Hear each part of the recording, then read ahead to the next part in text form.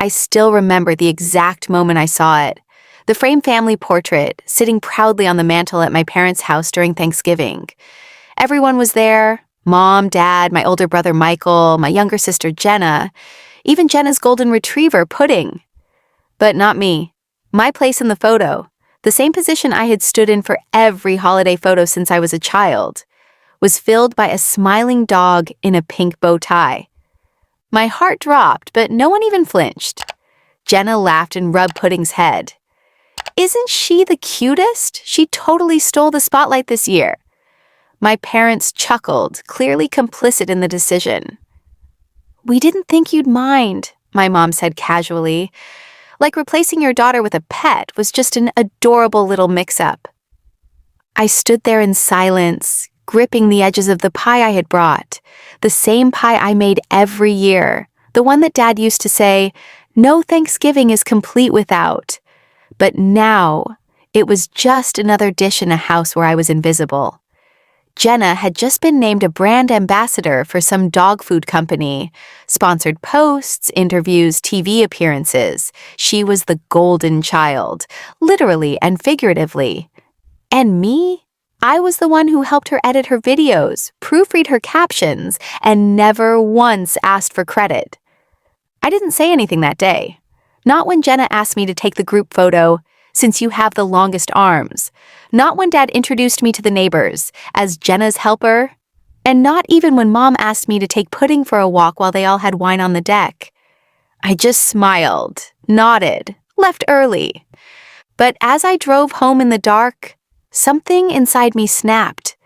This wasn't just another case of them ignoring me. This was deliberate, replacing me and pretending like it was normal. I wasn't sad anymore. I wasn't hurt. I was done. I stopped the car on the side of the road and sat there for almost 20 minutes, breathing, thinking, plotting. If they wanted to erase me from the photo, fine. I'd give them something to remember instead. I stayed parked on that roadside longer than I planned, my hands gripping the steering wheel even after the engine cooled. My phone buzzed. It was a group photo Jenna had just posted, captioned, "The whole fam bam, minus the chaos. Pudding over people." The comments were pouring in. "Such a gorgeous family." "Pudding really is part of the family." "Cut out the drama, keep the dog." And one that made my stomach turn. "Every family has one. Glad you ditched her." Ditched. Like I was a handbag they outgrew. I scrolled deeper. My mom had commented, "Best year yet," with a row of heart emojis. My dad liked it twice, from 2 different accounts. My brother said nothing, but he never did. Silence was his favorite weapon. That night I sat in my apartment staring at my reflection. All the things I'd ever done for this family flashed through my mind. Babysitting Jenna's dog when she was on shoots, helping Dad organize his retirement party, running errands for Mom when she was too tired, buying groceries when no one else remembered. I had always shown up. And now, they had the audacity to Photoshop a dog over me. This wasn't about a dog. It was about value. And clearly, in their eyes, I had none. But I had one thing they forgot: memory. I remembered who signed for the mortgage on the family home when Dad's credit tanked. I remembered who helped Jenna build her brand before she blew up on TikTok. I remembered the passwords, the paperwork, the details they never cared about. And suddenly, I realized they might have replaced me in the photo, but I still held the frame. I didn't cry, I didn't scream. I just stood up, walked over to my filing cabinet, and pulled out a folder I hadn't touched in years, labeled contingency. It had every cosign agreement, every bank statement with my name beside theirs, and copies of emails where I handled everything from utilities to booking family vacations. The ones I was conveniently left out of. The photo might have told one story, but the paperwork, that told the truth. And I was finally ready to let the world see it. And I was about to shake the whole wall. I didn't explode right away. No, I let the anger sit, simmer, let it throb through my chest until it became something sharper, colder, something that could cut through the lies they'd built our happy family image upon. The next morning, I walked into the kitchen where my mother and sister were laughing over brunch. They looked up and froze. I was holding the photo frame, the one from last night. Without a word, I placed it on the table and pointed. "You forgot someone," I said. My sister blinked innocently. "It's just a funny shot. Come on." "That's not funny. That's calculated," I said, my voice trembling, but not from weakness. "You all lined up perfectly, and you even remembered the dog's little bow tie." My father walked in, scanned the scene, and scoffed. "Oh, come on, stop being so sensitive. It's a picture." It was always that phrase, always that excuse. I was too sensitive, too dramatic, too needy. No one ever considered that maybe, just maybe, they were too cruel. That night, I posted the photo on social media with no caption, just a single broken heart emoji. The reaction was instant. Friends from college messaged me asking if I was okay. A cousin even called, outraged. "What the hell is wrong with them?" she asked. I didn't have an answer. I was still trying to breathe through the sting of seeing a golden retriever in my place in my own family portrait. And then came the tipping point. I went into the attic and opened the chest my grandfather left me when he died. Inside, still in perfect condition, were old film reels, ledgers, and property documents with his signature on them. I remembered how he used to call me his little legacy. How he whispered once, "I know how they treat you, but you'll outgrow them. And when you do, you'll need proof." He had given me that proof. Turns out he never fully trusted my parents with the family business or the land. Legally, I was part owner of the estate, the very house they all lived in. It had been in my name since I was 19, buried under documents they assumed I'd never understand. But I did. I understood everything now. So I made a plan. I contacted a lawyer, drafted new terms, and filed for full control. The process would take weeks, maybe months.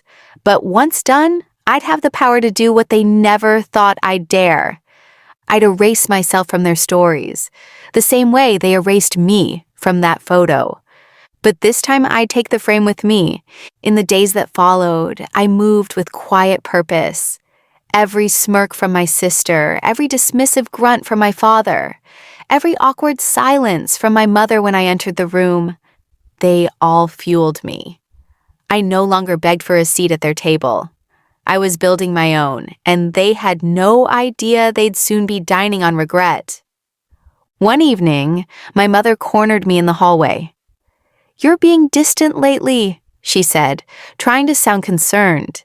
I tilted my head, eyes calm. Was I supposed to feel close after being replaced by a dog? Her mouth opened, then closed again. No apology, no shame, just silence. I had my answer. That week, I contacted a real estate appraiser and asked him to discreetly value the property.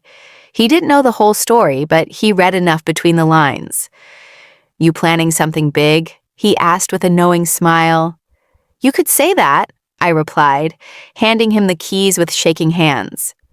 Meanwhile, my family planned another get-together, another family photo day. I was told, half-heartedly, that I was welcome if I wanted to come. Not invited, not included, just tolerated. I went. But I didn't smile. When the photographer lined everyone up in the backyard, I stood off to the side. The same golden retriever barked playfully, wearing a fresh bow tie again. My sister crouched to pose with him like he was royalty. My mother said, "Try not to look so moody this time." And my father chuckled. "She's always so serious." That was the moment I made my final decision. The appraiser's report came back the next day. High value, prime location, years of equity. I took it straight to my lawyer and told him, "File the paperwork. I want full ownership, and I want them out." As I walked out of his office, I felt light, like shedding a skin I never asked to wear. I wasn't doing this out of revenge. I was reclaiming what was mine. And soon, they'd know what it felt like to be left out of the picture. The official notice came 2 weeks later. I made sure it was delivered on the same day they had scheduled yet another family photo session. This time with matching outfits and a fresh bouquet of sunflowers for the dog's collar. My father opened the envelope while adjusting his tie. My mother stood beside him, sipping lemonade, blissfully unaware of the storm about to break. "What the hell is this?" he barked, waving the papers in the air like they'd caught fire. My mother leaned in, read the headline, and paled. My sister, ever the drama queen, gasped and dropped her phone mid-selfie. "She's trying to evict us?" she screeched. I wasn't trying. I was. I arrived an hour later, intentionally late, dressed in all white, clean, sharp, powerful. I walked up the same driveway I used to sneak down as a kid, terrified of waking my father after 10 p.m. This time, I didn't flinch when the gravel crunched under my heels. "I own the house," I said, handing them a second copy of the deed. "You're trespassing." My father's face turned red. "We raised you here." "No," I said, my voice steady. "You raised your golden child. I just paid rent." The photographer, still holding his camera, watched the scene unfold in disbelief. "Should I keep shooting?" he whispered to my sister. "Delete everything," she snapped, tears forming in her eyes. I turned to him with a calm smile. "Actually, take one last picture for them, all of them, standing outside my house." He raised the camera, clicked once, and captured the perfect shot. Betrayal, denial, and poetic justice in high definition. They had 48 hours to leave. The lawyer made that clear. My mother cried behind closed doors. My sister raged on Instagram. My father tried to intimidate me with the same glare he used on me since I was 6. But it didn't work anymore. I'd seen worse. I'd survived worse. When moving day arrived, I watched from the porch as they loaded box after box into my sister's car. The golden retriever was still wearing the bow tie. I half expected them to ask if he could stay. They didn't. Right before they drove away, my mother turned back and whispered, "We were just trying to make everyone happy."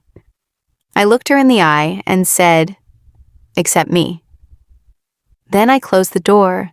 Behind it was a future I built on every insult, every dismissal, every time I was cropped out of their perfect little photo. And from that day forward, I swore the only picture I'd ever belong in was one I framed myself. That night, I walked through the empty halls, barefoot, letting the silence wash over me like a baptism. No more whispers behind closed doors. No more condescending remarks at the dinner table. No more pretending I didn't hear them laugh when I left the room. This house had finally shed their voices, and it echoed only with mine. In the attic, I found the old family albums, rows and rows of memories I was never part of. I flipped through one, my sister's birthday at age 10, holding a puppy with a ribbon. I was there that day. But in the photo I wasn't. I remembered standing in the doorway holding the cake. They cropped me out and kept the dog. I took a Polaroid of myself holding the deed and slipped it into the back page of the album. A private signature in the family saga they never saw coming. The next morning I received a voicemail from my aunt, the one who always smiled too wide and never invited me to Christmas. "Your parents are devastated," she said. "They say you've turned cold, that this isn't what family does. But family doesn't replace you with a dog in a portrait. Family doesn't let you pay rent for 9 years and call you just a tenant. Family doesn't disappear when your heart is breaking." I made tea. I played soft music. I fed the stray cat that had been visiting the porch for weeks. And I smiled, not out of spite, but peace. They took a photo without me, so I built a life without them. And for once, every corner of it was mine. Later that evening, I hung my own family portrait above the mantel. It was just me, standing on the porch, smiling with the cat curled around my feet. No forced smiles, no fakeness, just truth. The kind that doesn't need validation from people who never really saw me. As the sun dipped behind the trees, I whispered to the air, "You don't get to define me anymore."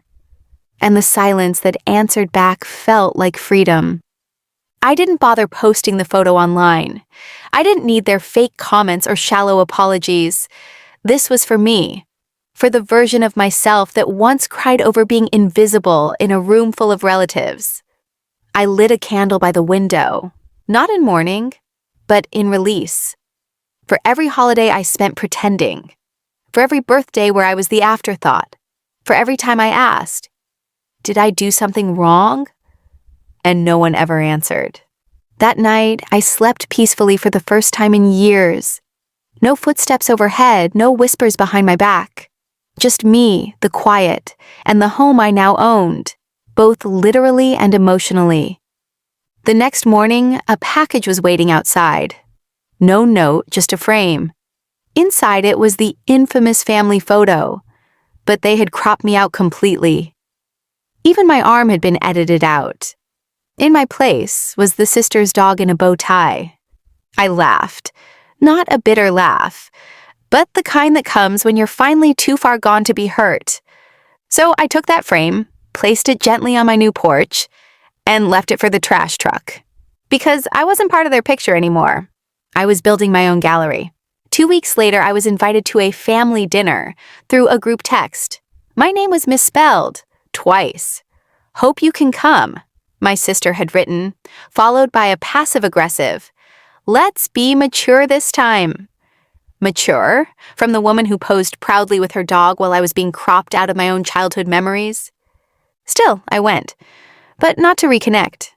I arrived early, not to sit, but to observe. I wore the emerald green coat they'd always said didn't suit me, and heels they claimed were too much. I walked in with grace, holding a small gift bag. My mother looked startled. My father pretended not to see me. My sister rolled her eyes and muttered, "You brought a gift?" "Oh, not for you," I smiled. "It's for the table centerpiece." I placed the bag on the table, sat down, and waited. They served themselves first, as always. The dinner was strained, fake laughs, forced pleasantries. My uncle tried to make small talk about the weather. My aunt asked if I was still doing that little writing hobby. I told her my last book had just been optioned for a streaming series. Her wine nearly spilled. Midway through dessert, I calmly pulled out the envelope from my coat pocket and slid it across the table. "What's this?" my father asked. "A photo," I said. "One I thought you might want for your wall, since you love pictures so much." My sister snatched it and opened it. Her face dropped. My parents leaned over to see. It was a blown-up high-resolution photo of me, on stage, holding an award, with a caption on the plaque, "Family is who shows up, not who replaces you." Silence. Then my voice. "You replaced me with a dog. I replaced your ignorance with success?" My sister's lips curled into a bitter smile as she slid the photo back toward me like it was radioactive. "So you came here to brag?" she spat. "No," I said, my tone calm. "I came here to return what you left out." "Me?" My father shifted uncomfortably. "You're always so dramatic," he muttered, but his voice didn't have its usual sting. It was weaker now, like even he didn't believe what he was saying anymore. "I was 12 when you first started saying that," I whispered, locking eyes with him. "Remember, I cried when you gave her a birthday party and told me mine wasn't worth the money. You laughed, said I was too sensitive. Then you took that photo of her with the puppy and hung it on the wall before I'd even opened my gifts." My mother's fork clinked against her plate. "That was years ago," she said quickly. "Can't you just move on?" "I did," I said, pulling out my phone. This was taken 2 weeks ago.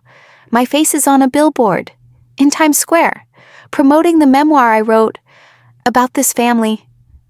Gasps. My uncle dropped his glass. My aunt froze mid-bite. My mother turned ghostly pale. You wrote about us? I wrote the truth, I replied.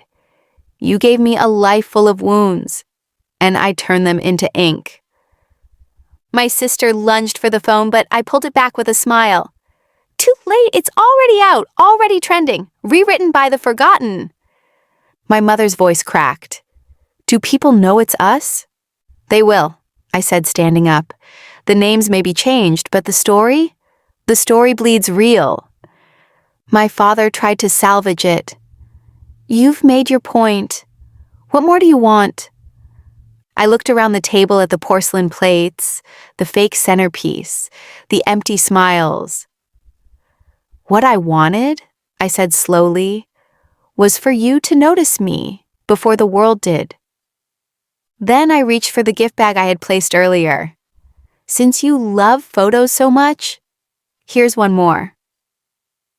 Inside was a framed version of the edited family photo they'd posted, the one where they'd replaced me with the dog. But now, photoshopped by a professional artist, it featured just the dog at the table, alone, surrounded by empty chairs. The caption read, "You erased the wrong one." Nobody spoke. I walked toward the door, and just as I reached it, I turned back. Next time you want a family photo, I said, make sure you know who's actually family. Then I left them, speechless, pale, and for the first time in years, utterly exposed. By the next morning, my inbox was overflowing. Messages from strangers, from survivors of toxic families, from daughters, sons, even parents who admitted they had made mistakes too. My story, wrapped in truth and rawness, had gone viral. Publishers were calling. News outlets requested interviews. One email stood out. Your words gave my pain a voice. Thank you. I sat on my apartment balcony, watching the city pulse below me, holding a copy of my book in my hands. The girl who was once cropped out of her own family photo had become the face of resilience, and yet silence from my family. Until the silence broke. My father sent me a long email, longer than anything he'd ever written to me in my life. It wasn't an apology. It was a justification. Paragraphs of how they tried their best, how I always misunderstood, how it wasn't about the dog, it was just what looked better in the photo. My jaw clenched reading those words. Even now they still didn't get it. Then came a message from my cousin Ashley. They're planning damage control, she wrote. Your sister wants to set the record straight with an interview. She's blaming you for tearing the family apart. So I did something bold. I posted the original family photo on my social media, the one with the dog in my seat. No captions, no hashtags, just the truth. Within hours, the image took off. People compared it side by side with the Times Square billboard. From forgotten to iconic. This is what healing looks like. The comment sections were a war zone, but one I didn't need to fight in. Strangers defended me with a passion my family never had. Then I got a phone call. It was my mother. I let it ring twice before answering. I saw the post, she said softly. I figured you would. Her voice trembled. That wasn't meant to hurt you. But it did. A pause. We were wrong. Those 3 words sat in the air like smoke, slowly rising, lingering, burning. I'm not asking for anything, I said, but I needed the truth out there. I needed me out there. She sighed. I just wish you'd spoken to us before going public. You had 30 years, I whispered. This time the world listened because you didn't. Another silence. Then she said, Your father isn't well. This stress, it's aging him. I let the words hang. So had grief. So had rejection. So had years of feeling invisible. And now for once I wasn't the one carrying the weight alone. She paused, as if waiting for sympathy. But I had none left to give. For years, I had begged for their attention, cried for their approval, and shrunk myself to fit into the cracks they left behind. Now, I had outgrown all of it. Their apologies were late. Their regret was real, maybe, but it wouldn't undo the loneliness I had stitched into my bones since childhood. I hope he recovers, I said finally, but that has nothing to do with me being replaced in my own family. You're being dramatic again, she snapped, slipping back into her usual tone. There it was, the truth. The mask had slipped. I didn't reply. I simply ended the call. The next morning, I contacted the gallery director who had helped me showcase my photography. I pitched an idea for a solo exhibit called Uncropped, a visual journey of women like me, cut out, erased, replaced, but never silenced. He agreed without hesitation. Weeks later, the exhibit opened to a full crowd. Portraits of strong women stared down from the walls, each one a story of survival, defiance, and unshakable dignity. My final piece, a recreation of the infamous family photo. Only this time, the frame was shattered. My image stood tall beside it, alone, but whole. Reporters came, cameras flashed. One headline read, "From family outcast to art icon." Another said, "The girl replaced by a dog replaces her pain with power." And still, my family stayed quiet, until the night of the exhibit's closing event. My sister showed up. She wore designer heels and that same smug expression she'd worn at every family holiday. But tonight, it didn't intimidate me. She tried to laugh. "Quite the dramatic little show you've put on," she said, swirling her wine. I smiled. Better than playing fetch for approval. Her jaw twitched. "You always needed too much." "No," I corrected. "I just stopped settling for crumbs."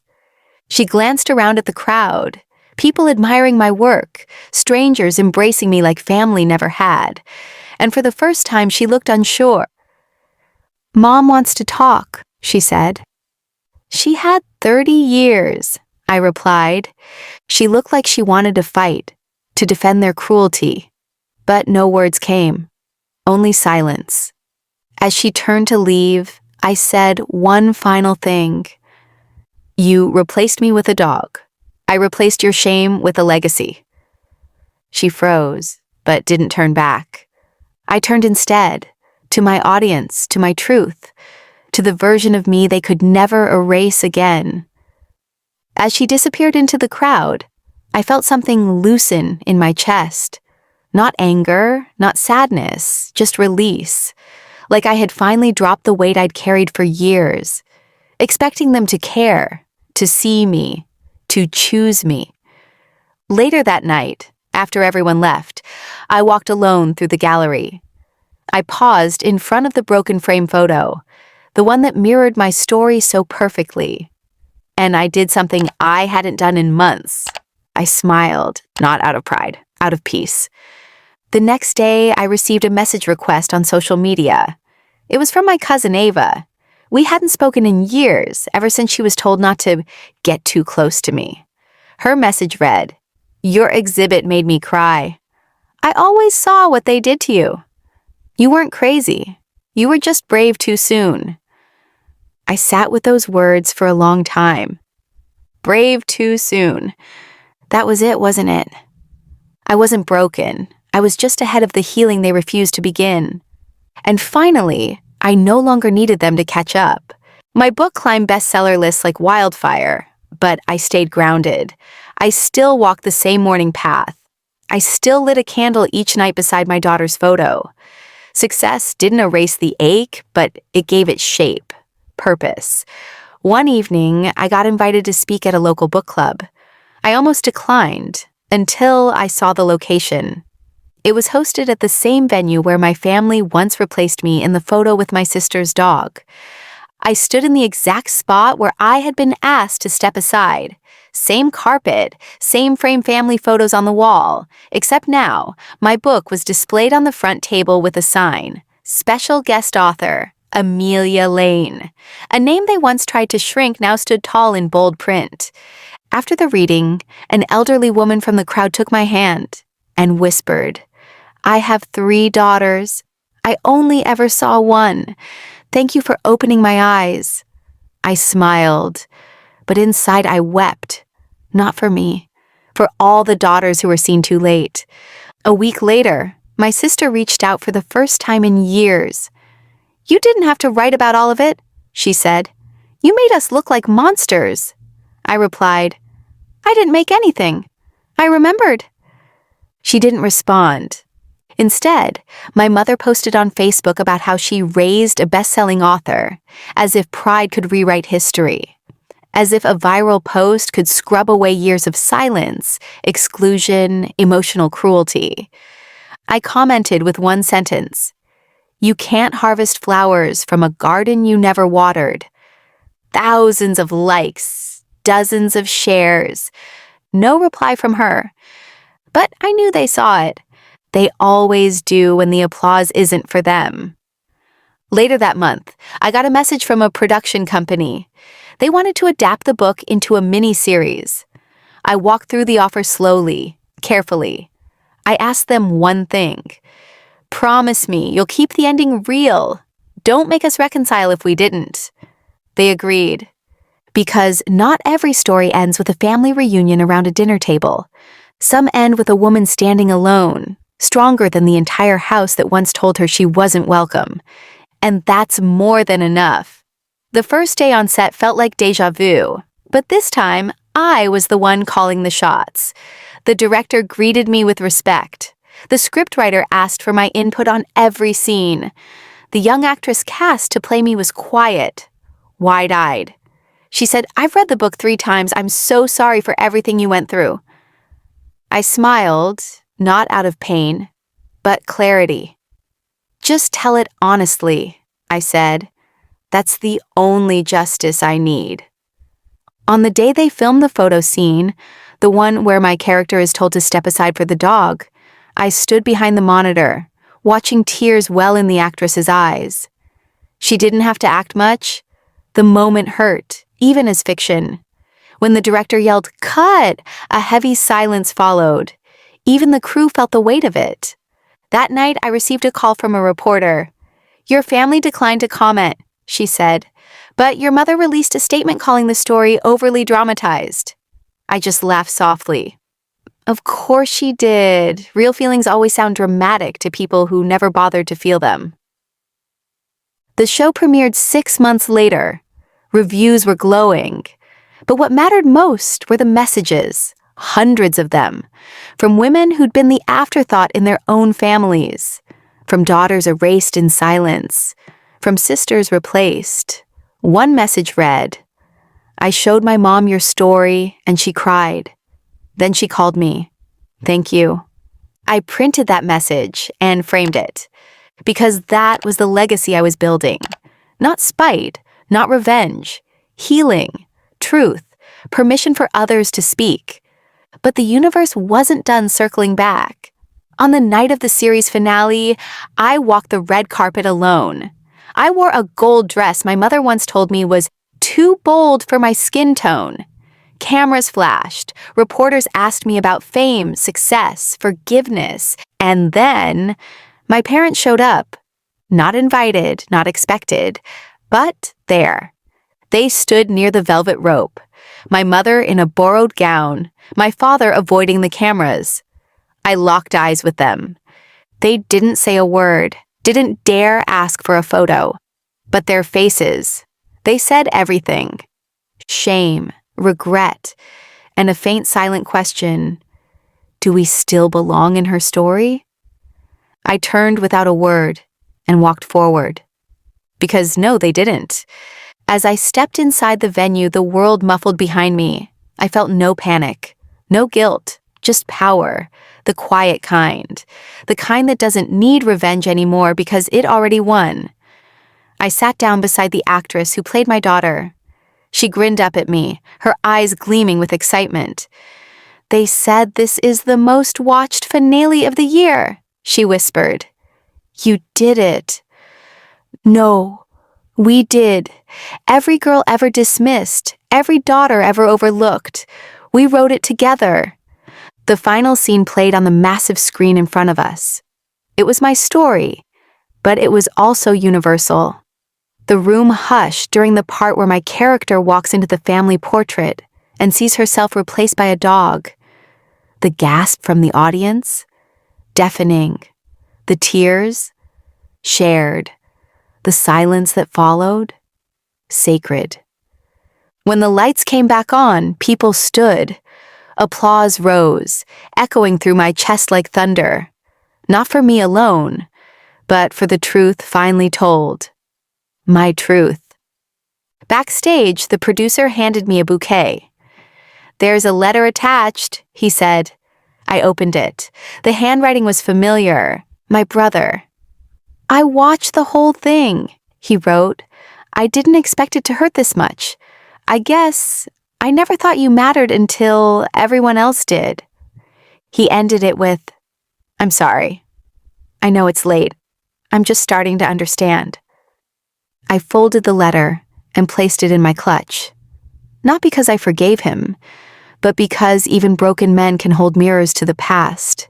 And sometimes, that reflection can still teach us something. Later that night, a journalist asked me, "What would you say to your younger self if she were here tonight?" I paused. Then I said, "I'd tell her she wasn't too much. She was never invisible. She was just ahead of her time." And as the cameras clicked and the crowd buzzed with questions and praise, I thought of the family photo, the one that broke me. Now, a different picture would hang on my wall, not of people who erased me, but of the woman who rewrote the ending. 6 months later, my memoir hit the shelves. Unframed, the girl they cropped out. It sold out in a day. Bookstores hosted readings, talk shows called, and young women sent letters from around the world. Some said, "Your story is mine." Others wrote, "Thank you for telling the truth we never dared speak." But one message stood out. It came from a teenager in Iowa. She wrote, "My mom replaced me in a Christmas photo with her boyfriend's baby. I thought I didn't matter. Now I know I do.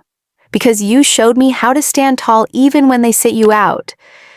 I cried that night, not because I was sad, but because I wasn't alone anymore. One chilly autumn afternoon, I returned to the old family house. It had long been sold, refurbished, and repainted, but I still remembered every brick, every echo. I wasn't there to reclaim anything. I was there to release what remained. I left a sunflower on the gate, a symbol of what blooms even after you're buried in silence. That weekend, my sister posted a photo on social media. She stood beside our parents, all smiling with forced grins. In the caption, "Family is everything." But this time the comments disagreed. Someone replied, "Is this the same family that replaced their daughter with a dog?" Another wrote, "We know who the real one was. And she didn't need your approval." My sister deleted the post within hours. I never needed revenge. I needed remembrance. And now, the world remembered. Not the lie, but the truth. Not their version, but mine. On the anniversary of my daughter's passing, I visited her grave. I brought her favorite book, a single pink balloon, and a copy of the framed family photo. But this one was edited. It had me, holding her hand, standing in a golden field where no one else could crop us out. I whispered, "You were always enough, and so was I." Then I turned, walking forward, not out of anger, not out of grief, but into a future I built with my own hands. And behind me, for once, the silence wasn't empty. It was peace.